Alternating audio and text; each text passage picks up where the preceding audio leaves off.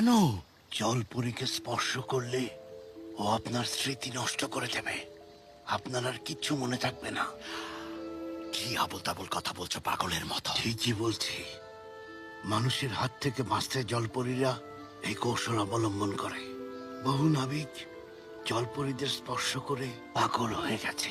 তাই ওকে স্পর্শ করবেন না। আমি কেন স্পর্শ করতে যাব?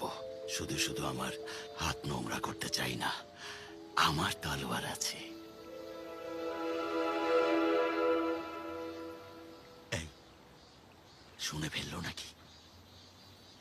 যাই হোক, আমি তোমাদের জন্য পুরস্কারের ব্যবস্থা করব। সাঙ্গায়া, ওদিকের সব কাজ ঠিক আছে তো? জি।